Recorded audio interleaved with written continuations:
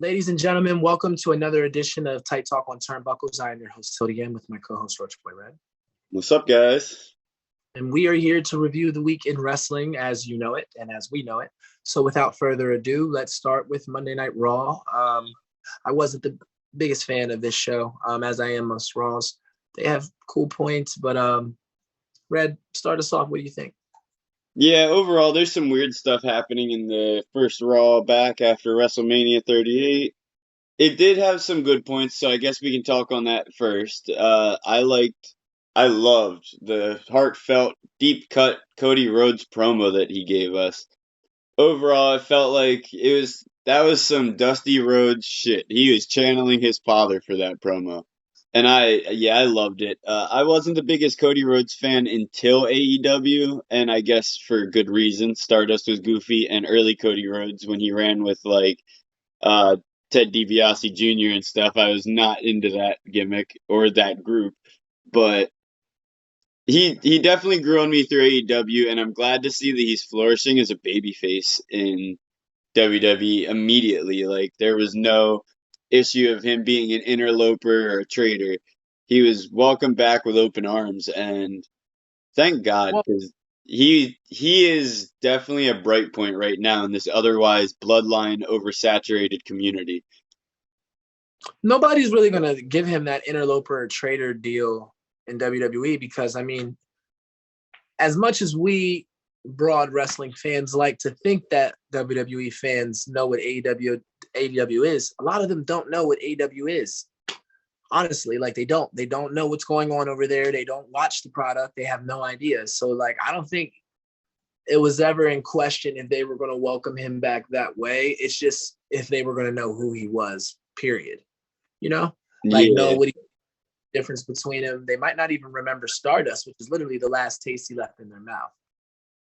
So like it's a complicated thing with the Cody Rhodes thing. I feel the promo was awesome. And now, as the time of this recording, it's being reported that Cody is going to have a match with The Miz or a battle on the mic with The Miz for something. I don't know. But, like, again, here we go with just the dodgy booking. Why is he in the mix with The Miz for what? I'm just afraid for young Cody Rhodes. Let's see what the next week involves. But on to the next point. yeah, definitely excited to see it. But our next point, and it's kind of cool. Veer coming in, smashing on the Mysterios a little bit. It was a very, very well built and well anticipated debut. The fans, holy shit! I have never heard so much internet hype over some guy coming into a company that's not like top tier competition. And this it's nice to see that the fans are actually still excited about these characters, given like the fact that WWE kind of just has been pushing who they want, not who the fans want in recent years. And this guy is someone the fans want. And he came in smashing the fucking human action figure himself. Definitely real. And it's been a long time coming. We've been waiting to see Veer Mahan for what seems to be 8 to 9 months. I'm very intrigued on how this will fit into hindering Jinder. If we're going to end up seeing him back with Jinder Mahal. I'm a big Jinder fan. Not going to lie, I like Jinder Mahal. I like what he represents as far as a foreign heel. And if Veer can fill that role on Monday Night Raw, then let's see what he can do. You know what I mean? Like they've spent some dollars on this guy, marketing him for the better part of the year. So maybe he has some stuff. Maybe he does have some goods. Let's see what he got. And his debut is better than what they did with the marketing from Brodus Clay's re-debut when he came out in the tracksuit. Yeah, Veer Mahan had the best debut this week. Raquel Diaz Gonzalez or fucking Rodriguez, whatever her name is. Her shit sucked. Luther Gunther. I can't keep up with what the fuck they're calling these kids nowadays. Gunther, I know. man, he's so terrible. Walter. Not to mention, I guess this is the perfect point. There's not much to say on Veer. It's a good time, but that's about it for our good points for Raw this week. And with that, we can get into all these other bad debuts. And top of my list is Ezekiel. Poor Kevin, you go from Saturday having the night of your life with your childhood idol, everyone's childhood idol, to Monday night being in ring with a guy who has jerked the curtain majority of his career, hasn't been on television in what feels like a year, and he's under a new gimmick, completely denying yet acknowledging his old gimmick. So a fall from grace, to say the least. Kevin Owens deserves so much better for that. I honestly just want to say I want to put under the banner of bad points, I just want to write the word everything. Everything else that wasn't on the good point list, because everything else is bad. It put a sour taste in my mouth, and I could barely enjoy the good points because of this. Such a fucking talented guy. And Elias, I'm sure that this gimmick will get over. I'm sure that it has Mizdow style quality hidden behind the bullshit writing they're giving him. But I have faith in the character. I just don't want this for Kevin Owens. Put this fucking guy in the 24/7 shit. Have him tongue kiss fucking Dana Brooke or something. And let's get Kevin on to a title. Because if I just saw a guy go, how long do you think that match was, good brother? Maybe like 15, 20 minutes? With Stone Cold? Yeah. Oh, yeah, probably about 15. About 15 minutes. If I just saw one of my guys go 15 minutes with the biggest star of all fucking time, who hasn't had a match in almost 20 years, I would be giving him some type of bone. And throwing him a bone does not look like fucking Ezekiel. So that's for sure. Kind of bothersome as a whole. And the debut itself, without the Kevin Owens inclusion, isn't even that fucking cool. The gimmick swap is weird and unjustified. Yeah, I don't want to spend too much time on that topic, but we do got to get into the fact that Montel Vontavious Porter ditches Bobby Lashley and turns coat for that big lummox Omos. I am not happy about it. I know they're going to force Omos down our throats. He's not talented. He's not interesting. Last episode, we talked about how Omos needed something and what our suggestion was to give him a good manager.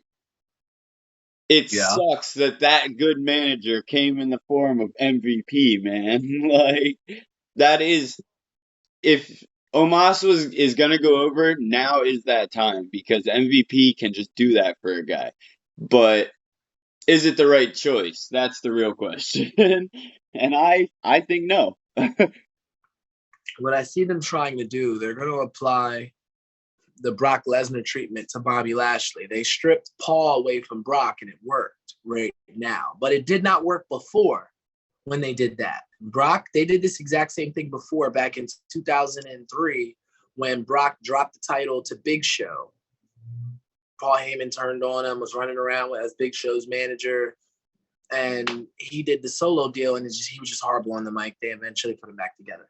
But it worked this time, so maybe they're thinking Bobby can do the same, and I don't have that faith in that man, but that's a whole nother video. Okay, I think that MVP is needed more with Omos than he is Bobby Lashley, because not for nothing, worst case scenario, put another guy with Bob Lashley. It can work. We're not running the Hurt Business gimmick anymore. It's not that it has to happen. MVP can move on to greener pastures. It'll work. I mean, I don't want to see it, but we can see it. It's feasible. It could happen. However, I do believe that this is just going to lead to Lashley being put back into the Universal Championship picture. And because, again, Roman's running out of time and challengers, and they're going to have to get him to The Rock. To do that, you need stones to step on, and Lashley's going to have to be one of those stones. So we're going to get him out of this program as quick as we can. I know that. That's going to be coming up because they're running out of guys. So expect guys like him, Drew McIntyre. Fuck no. Actually, strike him from the list. I'm literally playing 2K22 looking at the list right now who could challenge this fucking guy. You know who else? And that is going to be our next talking point. Yeah. The Roman Reigns crap that's been going on since WrestleMania.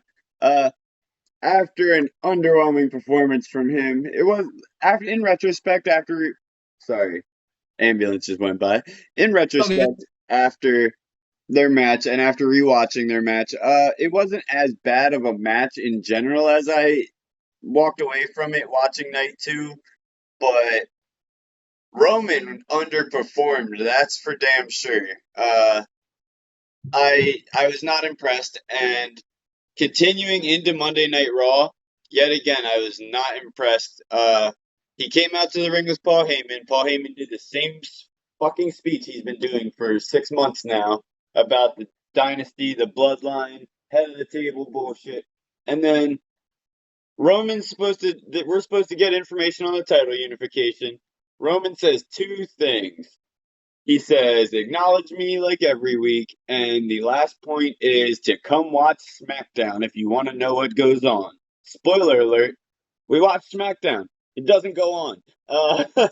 And then continuing into SmackDown from Raw, that promo comes around, that Friday night rolls in, and Roman walks into the ring. We talk about the title unification, or we got talks of title unification leading up to Friday again.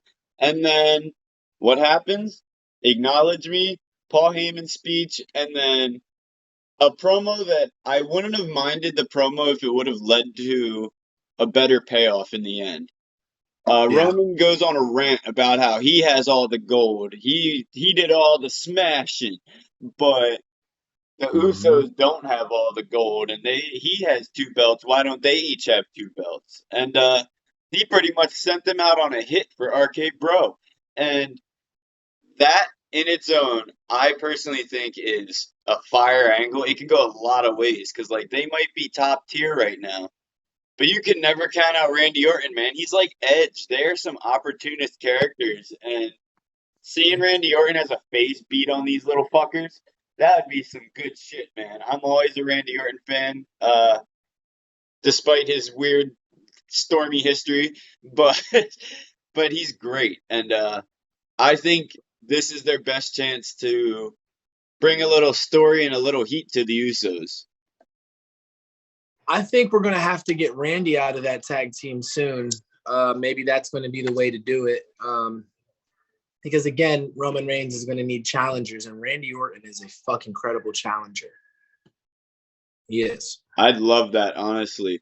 Uh, Roman, I think it would be cool. Bring back the Legend Killer angle, and Roman wants to always call himself a legend. He always says he's a legend in the making. He's the head of the table. Let Randy slay that legend, or at least try. You know he's not going to win, but he could definitely show out and somehow still push the name Randy Orton in 2022, nearly 20 years after his fucking debut. See, the thing is, you can even go deep to the point where Randy still owes The Rock a receipt from WrestleMania 20. And all those Twitter comments. Mm-hmm. He owes him a receipt. He owes him a fucking receipt. And he never did kill his legend. But what better way to kill the legend of a superstar than to kill the past, present, and future, the entire bloodline? You know? Like that program kind of writes itself. Like Randy And can the fact that like the beef is between third generation superstars, like this is right. it. They could both be like, I'm the head of my table too, type shit. Like it could get interesting. I like when Randy Orton's an asshole on camera, and he's not a heel right now. But if he's up against Roman, he can still be an asshole like Brock Lesnar is, and still be the face, and that's an exciting possibility. But to finish off this weird SmackDown promo that continued from there, Shinsuke comes out by himself, and naturally WWE uses the real life shit, and they mock Rick Boogs for his fucked up quad. Then the weirdest thing happens. Roman fucking is like, "Oh, bring it in. I feel for you," and fucking hugs him. And then afterwards, he pulls away, and the Usos deliver a double super kick, fucking up Shinsuke, disrespecting the man again. He cannot catch a break the past like year, and it kind of sucks. But this might be the break that we need him to catch. He might go on a like.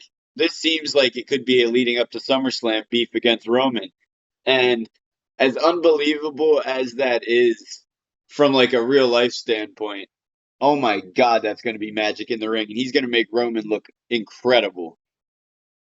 It's going to be interesting. Here's the thing with the Shinsuke Nakamura character and WWE. Got to be real. His magical performances haven't really translated to the WWE the way that they did in New Japan. So, like, I think it's going to have to be Roman to make Shinsuke look good in this match, honestly. Honestly, because it's WWE rules. Like, it's not that Shinsuke is a bad wrestler. He's one of the most amazing wrestlers on the planet. But he's built for New Japan. Right. It's a different style. And it hasn't translated here. And I don't have the utmost faith that we're really going to get that high of a quality match out of Shinsuke when it comes to the Tribal Chief. However, again, we're talking about the fucking Tribal Chief. This guy's doing some of the best work that I could think of right now, heel-wise, character-wise, period. And, like, it's good. It's really good. And he's great in ring nowadays, too. Like, I refuse to fucking have anybody say that Roman Reigns is what John Cena was in 05, 06. Like, no fucking way. I would easily say that. He has the mic skill and the heel presence, but like I said, at 38, he literally did 3 different things to Brock besides hit him with a title. Yeah, well, see, that's just the way that the match was agented. Like, we got to think, like, there are agents to these matches that tell them, like, well, here, go out here and do this, and this. But as far as, like, he's had some classic matches. Like, right now, if you compare him to John Cena of 05, John Cena didn't have any classic matches. The first really good match he had as champion was with Chris Jericho, that program when he first got the Raw. And then, like, but, like, he didn't have any classics after that. You know what I mean? He had the Kurt Angle match, which was meh. His Elimination Chamber match where he lost the strap was good. His matches with Edge started after that. You feel what I'm saying? Like, yeah. After. Because 2006 because John Cena, Triple H, like, once John Cena started using the STF and added a 5th move to his arsenal, he started to experiment and stuff. But John Cena's best run was 2014 to... Nah, I'm fucking lying. 2011 till now. 2011 till now. Not going to lie. His U.S. Championship Open Challenge was like some of the best shit on Raw. He was having knockdown, drag out, fucking 4-star matches with guys who weren't even getting normally on the card. Stardust, Cesaro. The list goes on and on and on and on. Finn Balor, Sami Zayn. He fucking brought Sami Zayn to the main roster originally. Remember that. Everybody forgets. Don't want to give him credit, but he's the guy who brought Sami to the main roster for that fucking match. Kevin Owens. Debuting Kevin Owens. Crazy. We're all off topic. Yeah, all good. But yeah. Back to Shinsuke, the potential Shinsuke angle. Yeah, if anything, this beef could prove your point against me at that point. Because if anything, Shinsuke's a great flyer. He's a great acrobat. And that's not just good for doing cool luchador-esque shit. It's good for selling and taking good hits. And he's going to make Roman look devastating the way his fucking little body ragdolls when he gets hit all the time, bro. Every time Shinsuke gets hit, you feel the power behind that hit. Even if it's like Wee Man could punch him in the nuts and it would feel like that. Sure that you do. And that, again, is the pro wrestler in him. I appreciate him more than anything. And I think that this could be an interesting feud. I don't want Shinsuke to just be a stepping stone. I'd want him to actually get some type of actual program. So, like, make it at least like a two. Make him the SummerSlammer, man. SummerSlam, you say? Yeah, man. Like, just think, all this shit we're saying, we need fucking them to do something right with Shinsuke Nakamura. And we don't know what that is. They don't know what that is. So if they want to find out what that is, they're going to need to experiment. And what's a better experiment than giving him the mid-year card? The thing is, we're going to start to run the risk of, well, what has he done lately? You know, we're going to have to get a couple victories under Shin's belt. if we're going to shoot him for one of the big ones, because that's what this is. This is one of the big ones. This isn't just like a normal show. This is one of the big four. So, and that would be a perfect angle going or building up to SummerSlam. Would be like Shinsuke being tired of realizing that he hasn't done much in the past couple months. So then it's like, all right. So then he starts headhunting people. And maybe that could work. If me and you were writing this show, brother, it would fucking work. I promise you. And it would give him some like heat behind him instead of just being that sassy fucking performer that we see. Like, we love the way that Shinsuke is, but I said he called him sassy. He's definitely sassy as shit. but I would love to see some like actual fucking heat come from him. Like, he's such a good aggressive promo guy. Like, he can get in people's face, and I want to see that. Like, I want to see him take that to the main card. Yeah. No, I can definitely agree on that. Kind of an overall disappointing week for the WWE, coming off of one of the greatest weekends in wrestling history, and most of that goes to WWE. It's weird. It's a bittersweet feeling, but I always have an open mind and lower expectations for the Raw after WrestleMania nowadays. So It could be worse. Other than that, you can find my co-host here on all forms of social media at TilDN. And you can check me out on Instagram at RoachTheBoyWonder. There you get updates on this channel. You get to see some pretty cool artwork, and you can hit me up for all your art commission needs. Like, subscribe, and hit the bell to get notified when we drop another episode. And yeah. With that being said, this has been Tight Talk on Turnbuckles. I am your host, TilDN, and this has been my co-host, Roach Boy Red. And you guys have a good rest of your day.